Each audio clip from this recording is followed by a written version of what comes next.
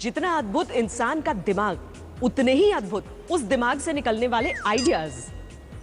आज हम आपको इंसानी दिमाग की इसी अद्भुत, अविश्वसनीय, अकल्पनीय दुनिया की सैर कराएंगे। अब चाहे आप इन्हें आविष्कार कहिए या फिर कहिए जुगाड़, लेकिन इतना जरूर कहेंगे, वाकई अद्भुत है।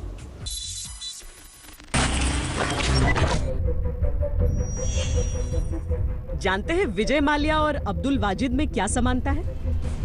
नहीं, वाजिद भगोड़े नहीं, इन दोनों के पास अपना खुद का हवाई जहाज है। हमारे पीएम साहब ने कहा था कि मोदी जी ने कहा था कि आप जो युवाओं के अंदर जो प्रेरणा, नई नई इच्छाएं जो हैं उनको जागृत करें और उनको दिखाएं, जो स्किल है उनके अंदर उनको निकालें। तो मेरे अंदर जो मैंने सोचा कि मेरे अंदर भी एक स्किल है, तो मैं भी क्यों ना उसको सामने लाऊं। दरअसल वाजिद को बचपन से ही हवाई यात्रा बहुत पसंद थी, पर इतने पैसे ही नहीं थे कि उड़न खटोले में सवारी कर पाए। पर मन तो मन है, सवारी करनी थी तो करनी थी, तो लगा दिया दिमाग। लीजिए साहब, शुद्ध देसी जुगाड़ टेक्नोलॉजी से बना हवाई जहाज आपके सामने है। 2 लोगों को बैठाकर मिनटों में आसमान की सैर कराने के लिए तैयार। न तो ये किसी Chinese ready to make kit से तैयार हुआ है और न ही ये खटारा है। ये है खालिस made in Muzaffarnagar, Wajid airways. क्यों, हो गई ना दिमाग की बत्ती गुल? ये आसमान में ठीक वैसे ही उड़ सकता है जैसे कोई भी हवाई जहाज उड़ता है। इसका इंजन जो है 1000 सीसी का है। जब 1000 सीसी का 3 गाड़ी चल सकती है, ठीक है, तो ये भी 3-3.5 क्विंटल वजन लेके उड़ सकते हैं। गाँव वालों ने मदद करी, पैसा पूसा इकट्ठा करा, फिर अखिलेश के पास गए, उसने बुलाया, कल ठीक है जी, उसने पैसे भी दिए 1 लाख रुपए, तो इंशाल्लाह ये उड़ जाएगा। क्या लगता है कि तुम्हारे भतीजे का सपना पूरा हो जाएगा? हाँ जी। दरअसल ये हवाई जहाज एक इंसान की जिद और उसके दिमाग की कल्पनाशीलता की जीती जागती तस्वीर है, जिसे बनाया है मुजफ्फरनगर के कसेरा गांव में रहने वाले नौजवान अब्दुल वाजिद ने। वाजिद ने दिल्ली से ग्रेजुएशन किया और एक एयर मॉडलिंग का कोर्स भी, और सचमुच का हेलीकॉप्टर था, बिना पैसों के थोड़ी बन जाता। लेकिन वो भी ठहरे हिंदुस्तानी, कोई जुगाड़ तो निकालना ही था। सामने था टूटी फूटी कारों का कचरा, कुछ खराब हो चुके इंजन का कबाड़, गाड़ियों के टायर, लेकिन हौसला था, शौक था, और कहते हैं ना, शौक बड़ी चीज है। अब ये शौक ही तो था जिसे हकीकत में बदलना था। जब हमें उसको उड़ाना है, जैसे हमें खाली जगह या वो रनवे मिल जाता है तो हम इसको उड़ा सकते हैं। ये 2 सीटर एयरक्राफ्ट है मेरा। गांव के लोगों को लगता रहा कि लड़का सनक गया है, लेकिन वाजिद को इसकी परवाह नहीं थी। वो लगातार अपने काम में लगा रहा। दिन बीत गए, हफ्ते बीत गए, आखिरकार कई महीनों की मेहनत के बाद उन्होंने अपने ख्वाबों के हवाई जहाज का छोटा वर्जन तैयार कर लिया और गांव वालों के सामने इसे उड़ाकर दिखाने का फैसला किया। खूब भीड़ जमा हुई गांव के छोरे का बहादुरी करतब देखने के लिए।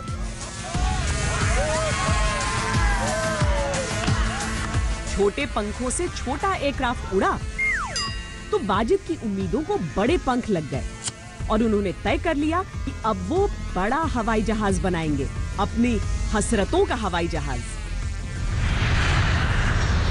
ये अच्छा लगता है जी गांव के लिए। गांव के लोग सोचते हैं कि तरक्की करेगा और बहुत खुशी है गांव वालों को इसकी बनाने की। लोग देखने आते हैं जी, गांव के भी, बाहर के भी आते हैं। काफ़ी दिनों से काम चल रहा है जी इसमें। छोटे मॉडल हम बना सकते हैं तो बड़े मॉडल भी बना सकते हैं, तो मुझे वहाँ से ही सीख मिली है कि मैं बड़ा मॉडल बनाऊँ।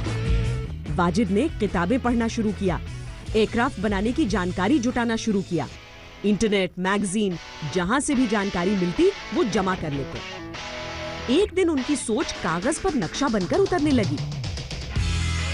जब नक्शा सामने आया तो बारी औजारों के इस्तेमाल की थी। ढांचा खड़ा करने का वक्त था। भूख प्यास भुलाकर वाजिद अपने मिशन हवाई जहाज में जुट गए। महीनों की मशक्कत के बाद हेलीकॉप्टर का ढांचा तो खड़ा हो गया, लेकिन ढांचे से क्या होता है? असली बात तो तब थी जब इंजन भी काम करने लायक हो। वाजिद ने पहले तो बाइक का इंजन लगाया, लेकिन बात नहीं बनी। फिर कार का इंजन लगाया, बात फिर भी नहीं बनी।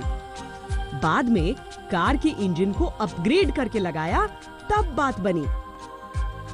पहले तो अपाची के लगाए थे, अपाची के 2 इंजन लगाए थे। उनके मतलब उनकी स्पीड बराबर नहीं हो पाई, सेटिंग नहीं बन पाई। उसके बाद हमने इसको चेंज किया, वैन का इंजन लगाया। उसके अंदर फिर चेंजिंग की हमने। चेंजिंग करने के बाद उसका पिस्टन वगैरह जो भी चेंज करना था हमने उसको चेंज किया। और उसकी फिर हमने जो आरपीएम है, जो आरपीएम नापते हैं, वो हमने चेक की। गांव की पहचान ही बनेगी इससे, और ये लड़के की भी तरक्की होगी, आगे चल के कुछ तरक्की करे भाई। वाजिद के साथ न तो कोई तकनीकी विशेषज्ञ था, न कोई सलाहकार। बस धुन थी, हवाई जहाज बनाना है तो हवाई जहाज बन रहा था। लगभग 10 महीनों की कड़ी मेहनत और 5 लाख से ज्यादा रुपयों के खर्च के बाद एरोप्लेन बनकर तैयार हो चुका था।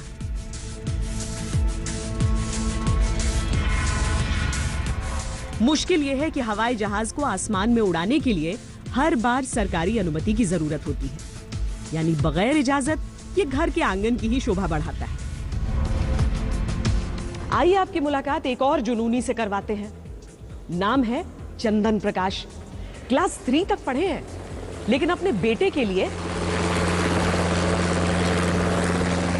एक हेलीकॉप्टर का निर्माण कर दिया। मैं अपना बेटा को पायलट नहीं बना पाऊंगा, तो भी अपना बनाया हुआ हेलीकॉप्टर, उसी हेलीकॉप्टर को उड़ा के भी उसका सपना पूरा करने का दायित्व मैंने ले रखा था।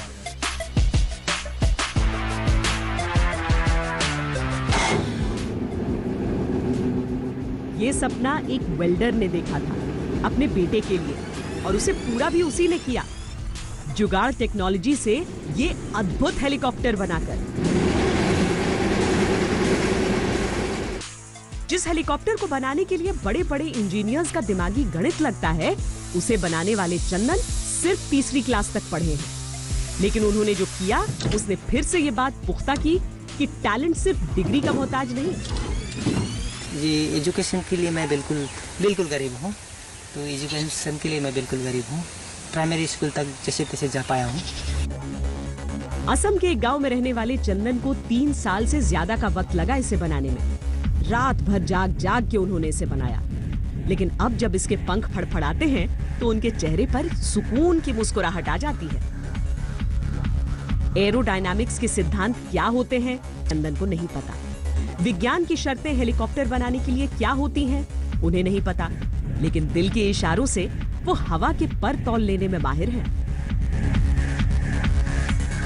ये एक दिखाई देने वाला चीज है, जो कि देखने में आता है ऊपर में एक बड़ा सा पंखा और पीछे एक छोटा सा पंखा। तो इसको मैंने अनुमान लगाया कि ये बड़ा पंखा का क्या फंक्शन हो सकता है, क्या काम हो सकता है, इसका जिम्मेदार क्या है, ये बड़ा पंखा का क्या फंक्शन है, छोटा पंखा का क्या फंक्शन है। उसको मैंने पहले बार अंदाज लगाया। अंदाज लगाने के बाद मुझे पता चला कि बड़ा पंखा क्या काम करता है, कितना फंक्शन होता है बड़ा पंखा में। मेरा हिसाब से, उस हिसाब से मैंने बड़ा पंखा में फंक्शन रखा, और पीछे में जो पंखा टेल व्हील लगा हुआ है, फैन लगा हुआ है, उसमें उस हिसाब से फंक्शन रखा। चंदन का सपना था कि वो अपने बेटे को एक दिन पायलट बने हुए देखे, लेकिन घर की माली हालत देखकर उन्हें ये डर भी सताता रहता था कि अगर वो पायलट नहीं बना पाए तो क्या होगा। बस यहीं से उन्होंने तय कर लिया कि जो कमाते जाएंगे उससे वो अपने बेटे के लिए एक हेलीकॉप्टर तैयार करेंगे, ताकि एक दिन उनका बेटा उनके सामने हेलीकॉप्टर उड़ाता दिखे। कि मेरा एक बेटा है, पायलट हो, जिसके लिए बहुत सारा पैसा का जरूरत होता है पायलट बनाने के लिए। उतना तो मेरे बस का बात नहीं था।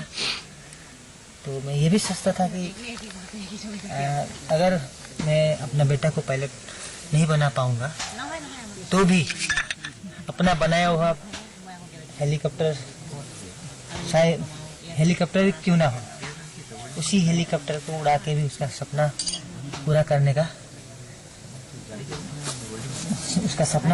का एक दायित्व मैंने ले रखा था कि उसका भी सपना पूरा करना है। दिन में वेल्डिंग का काम, रात को अपने औजारों से हेलीकॉप्टर के पार्ट्स का निर्माण, बस यही काम था चंदन का। चंदन ने एक एक मशीनरी का अध्ययन किया और उन्हें अपने हाथों से बनाया। एसयूवी कार का इंजन लगाया, कार की सीट को तोड़कर हेलीकॉप्टर की सीट बनाई। हम तो ऐसे ही उसका साथ कोई एयर नहीं होता है, हम दोनों साथ मिलके उसका साथ हम हाथ बिताना पड़ता है और खाना पीने का ध्यान देना पड़ता है। बहुत ही अच्छा लग रहा है, क्या करेगा अभी, हम भी बोलने का तो नहीं चल रहा है, लेकिन अच्छा तो बहुत लगेगा दिल में। बेटे ने चंदन को हेलीकॉप्टर बनाते देखा था तो उसने पढ़ाई में मेहनत की और अब वो कमर्शियल पायलट का कोर्स कर रहा है। दरअसल ये कहानी है एक साधारण से इंसान के असाधारण बनने। कहते हैं अपनी सुरक्षा अपने हाथ। झांसी की एक लड़की ने इस बात को कुछ ज्यादा ही सीरियसली ले लिया। उसने एक ऐसा जुगाड़ किया है कि अब तो लोग उसके पास फटकने से डरते हैं।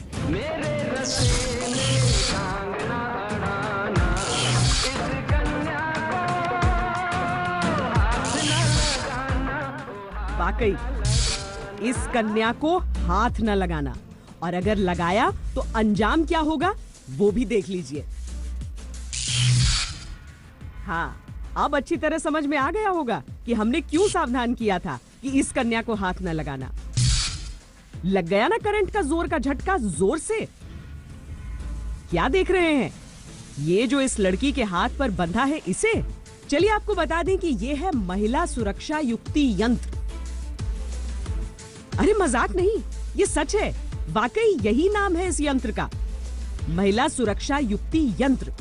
और इसकी खासियत ये है कि ये यंत्र जिसके हाथ पर बंधा होगा उसे हाथ लगाने वाले की खैर नहीं। इस यंत्र को बनाया है झांसी के छोटे से कस्बे की रहने वाली शिवानी ने, और लागत आई है सिर्फ 200 रुपए, यानी 200 रुपए में बदमाशों की बदमाशी को दुरुस्त करने का उपाय। इसका नाम हमने महिला सुरक्षा युक्ति दिया है। इसमें एक बॉक्स है, इसके अंदर ट्रांजिस्टर, आईसी और कंडेंसर, ट्रांसफार्मर और एक मदरबोर्ड सबको मिला के एक सर्किट तैयार किया गया है, और एक 3 वोल्ट की बैटरी है। उसमें से एक छोटे छोटे 2 वायर निकले हुए हैं जो कि कलाई पर बांधने वाली बेल्ट पर आते हैं।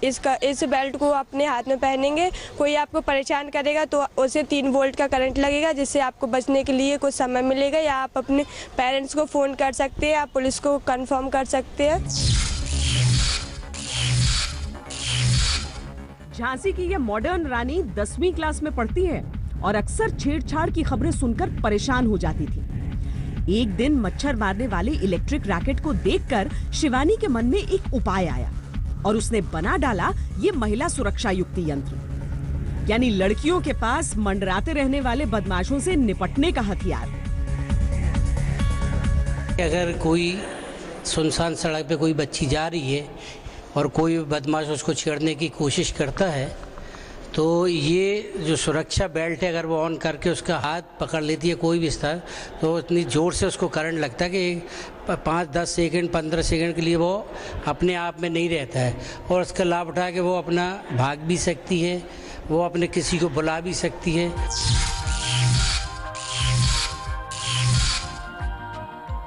शिवानी के छोटे से दिमाग में आए इस बड़े से ख्याल ने आसपास के इलाके में उनकी एक खास पहचान बना दी, और उन्हें इस अनोखे आविष्कार के लिए पुरस्कृत भी किया जा चुका है। तो अब अगर आपका हाथ किसी लड़की की तरफ बढ़ रहा है तो जरा होशियार हो जाइए, ऐसा झटका लगेगा कि उम्र भर याद रहेगा।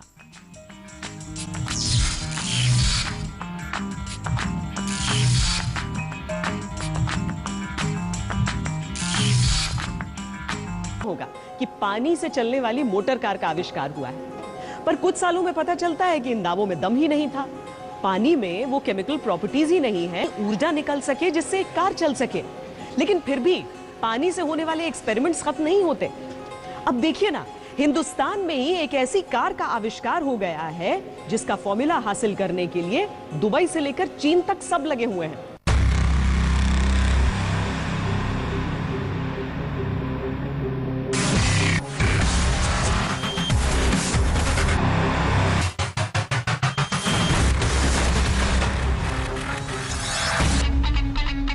इनसे मिलिए, मध्य प्रदेश के सागर के रहने वाले 44 साल के रईस मकरानी।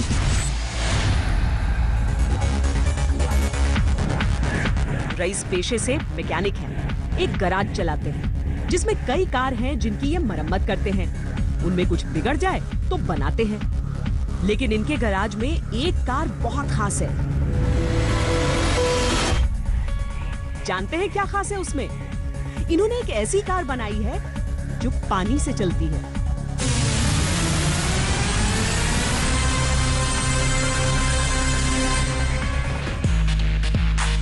अरे भाई, दिन ब दिन पेट्रोल और डीजल महंगा होता जा रहा है, जेब पर बड़ा भारी खर्चा हो रहा है। प्रदूषण ऐसा कि कम होने का नाम नहीं ले रहा। लेकिन रईस साहब ने जो हैरत अंगेज कारनामा किया है, उससे तो इस समस्या का हल निकल ही जाएगा।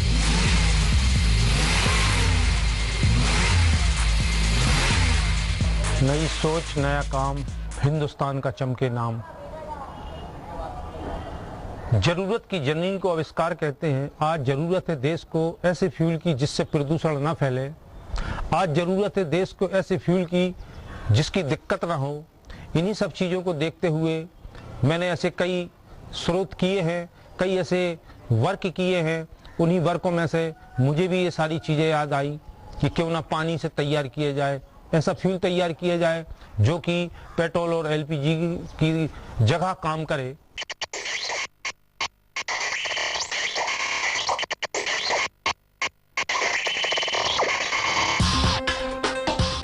पैंतीस सालों से रईस मकरानी अपने गैराज में बिना किसी ट्रेनिंग के काम कर रहे हैं। लेकिन 2012 में उन्होंने अपनी मारुति 800 का नाक, नक्शा और आत्मा कुछ ऐसी बदली कि बस कमाल हो गया। अब उनकी यही मारुति 800 पानी से चलती है। पर हाँ, उन्होंने पानी के साथ थोड़ा दिमाग भी लगाया। कैल्शियम कार्बाइड को जब पानी में मिलाया जाता है तो बुलबुले निकलते हैं। ये बुलबुले दरअसल एक गैस है, एसिटिलीन। वेल्डिंग के दौरान भी यही गैस निकलती है। 2007 में एक दफा रईस जब वेल्डिंग कर रहे थे, तब इस गैस को निकलता हुआ देखकर उनके दिमाग में यह ख्याल आया था।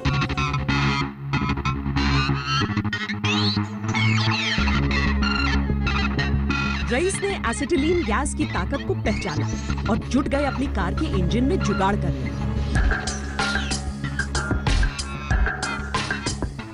रईस दिन रात लगे रहे। साल डेढ़ साल गुजर गए, लेकिन गाड़ी चलनी तो दूर, इंजन तक स्टार्ट होने का नाम नहीं ले रहा था।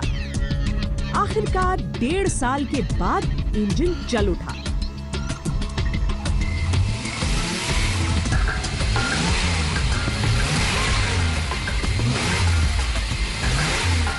मैंने पानी और कार्बाइड के रिएक्शन से एक एसिटिलीन गैस पैदा होती है।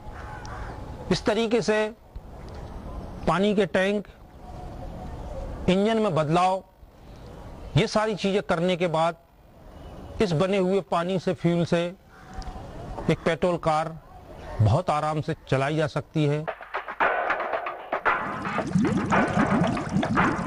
एसिटिलीन गैस कार में एलपीजी और सीएनजी की जगह पर इस्तेमाल की जा सकती है, पर ये ज्वलनशील है, यानी फौरन आग पकड़ लेती है। बिना किसी ट्रेनिंग और तकनीकी सपोर्ट के इस गैस को नियंत्रित तरीके से इस्तेमाल करना अपने आप में एक बड़ी बात है। रईस मकरानी की पानी वाली कार में 796 सीसी का इंजन लगा है। दूसरी ऐसी ही कार में भी इतने ही हॉर्स पावर का इंजन होता है।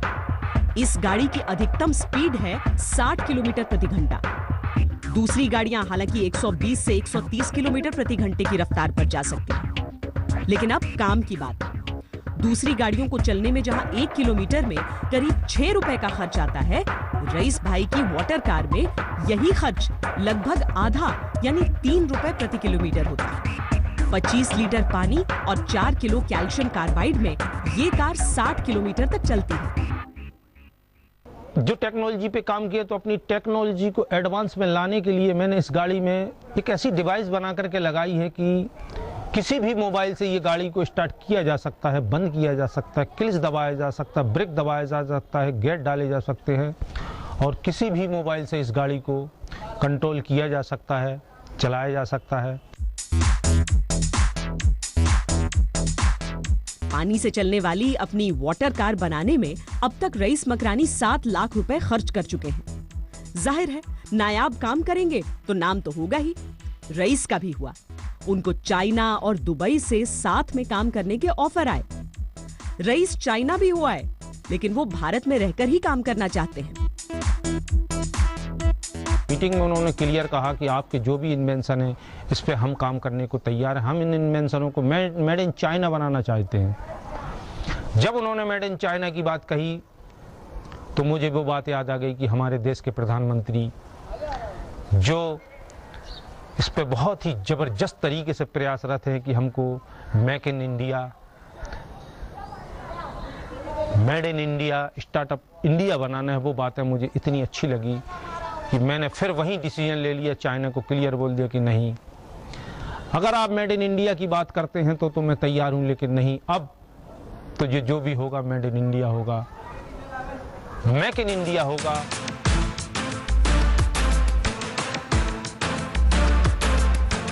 वाटर कार के लिए उन्हें अब तक 12 अवार्ड मिल चुके हैं। इन्होंने इसके लिए पेटेंट भी फाइल किया है। वाकई अविश्वसनीय है। पर जब से कार का आविष्कार हुआ है, लगभग तब से पानी को ईंधन बनाने की कोशिश भी हुई है। 1935 में अमेरिका के चार्ल्स गैरेट ने पानी से चलने वाली कार बनाने का दावा किया। ये कार चंद मिनट ही चल पाई। 1980 में अमेरिका के ही स्टैनले मेयर ने वाटर सेल से चलने वाली कार बनाने का दावा किया। हालांकि इन दावों के चक्कर में पूरी जिंदगी उन्हें अदालत के चक्कर काटने पड़े। 2008 में श्रीलंका के तुषारा एडिरसिंघे ने कहा कि उन्होंने 3 लीटर पानी में 300 किलोमीटर तक कार चलाई है। उन्हें देश के प्रधानमंत्री तक से शाबाशी मिली, पर कुछ महीनों बाद ही फ्रॉड के मामले में जेल की हवा खानी पड़ गई। फिलीपींस के डैनियल डिंगेल 1969 से पानी से ईंधन के इस्तेमाल का दावा करते रहे। एक कंपनी से करार भी किया, पर 2008 में फ्रॉड के लिए उन्हें 20 साल की जेल हो गई। कहने वाले तो यहां तक कहते हैं कि पानी का इस्तेमाल ईंधन के तौर पर हो सकता है, पर तेल उत्पादन करने वाले देश इतने अमीर हैं कि पैसों के जोर पर ये होने नहीं देना चाहते। ये लोग आरोप लगाते हैं कि इसी वजह से ऐसे आविष्कार का अंत कानूनी पचड़ों से होता है, वरना आविष्कार में गड़बड़ी का पता लगाने में दशकों का समय क्यों लगता? चलिए हम पानी की ही अद्भुत कार पर सवार होकर आपको गुजरात लिए चलते हैं। गुजरात के सूरत में रहते हैं पुरुषोत्तम भाई। पुरुषोत्तम भाई और उनकी कार दोनों एक ही बोतल से पानी पीते हैं।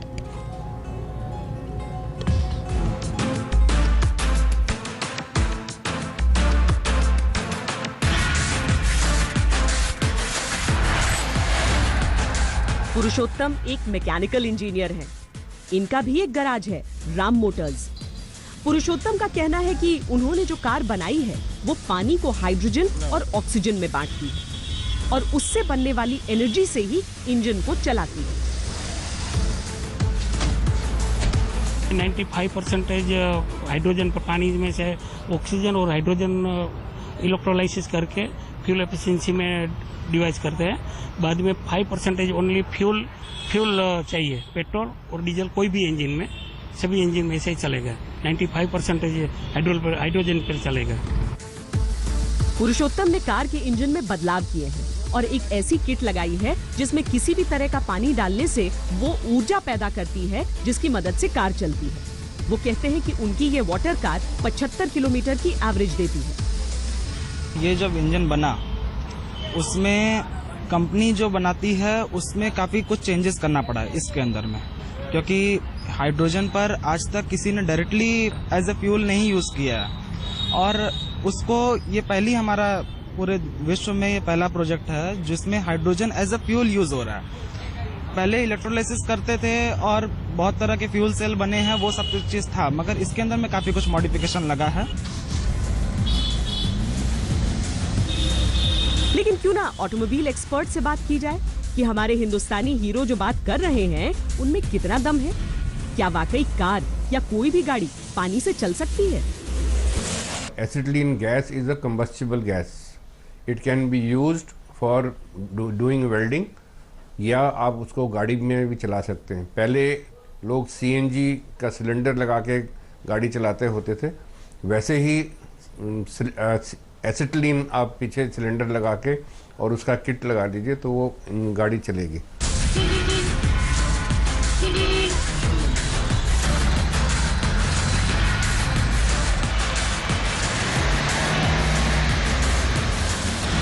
असूलन तो ये पेट्रोल इंजन बने हैं, they are suppose to be best and most efficient कि आप पेट्रोल के ऊपर चलाइए।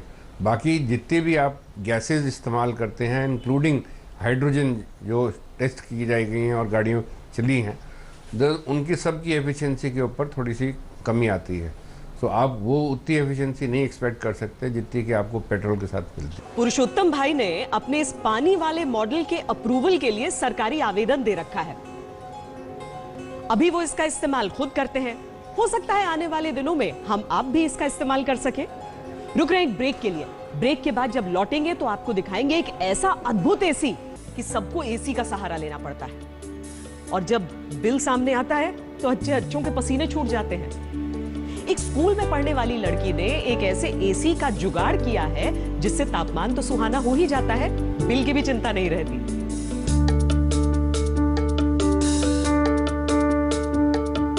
अब हर इंसान को मिल सकेगी एसी की ठंडी हवा।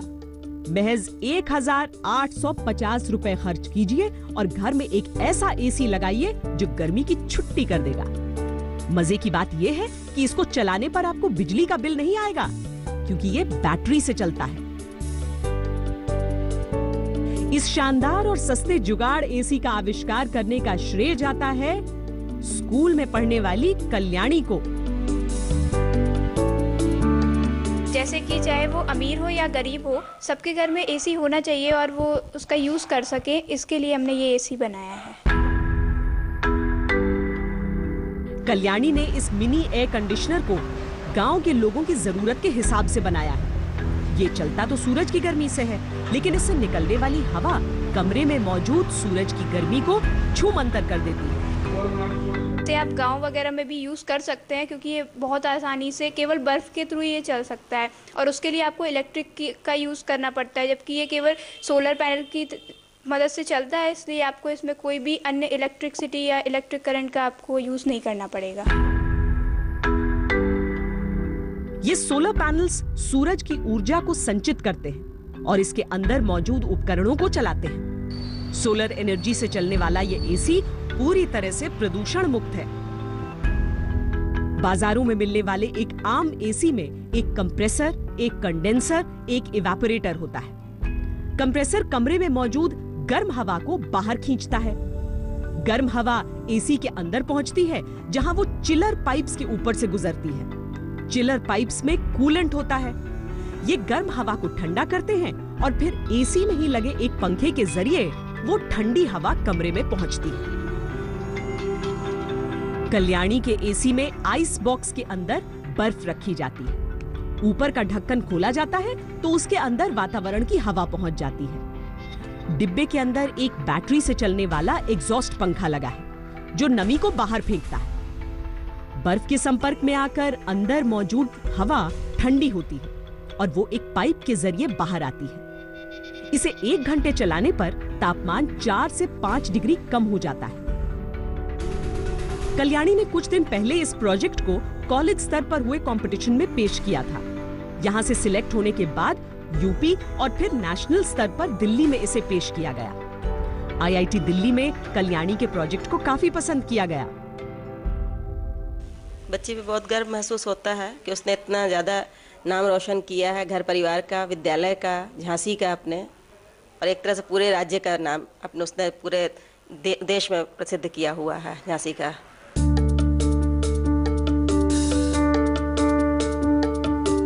देखा ना, जल गई ना दिमाग की बत्ती। यकीन मानिए, अगर इस तरह के प्रोजेक्ट्स पर और मेहनत की जाए और ऐसे जुगाड़ बनाने वालों को कोई अच्छा प्लेटफॉर्म मिले तो हमारे ये हीरो दुनिया भर में न सिर्फ भारत का नाम रोशन करेंगे बल्कि भारत में रहने वाले लोगों की जिंदगी को और बेहतर बनाएंगे। बस एक नजर अपने चारों ओर घुमाइए और देखिए तो कितना कुछ अद्भुत नजर आता है। अद्भुत, अविश्वसनीय, अकल्पनीय में आज के लिए इतना ही। देश और दुनिया की बाकी खबरों के लिए आप देखते रहिए आज तक।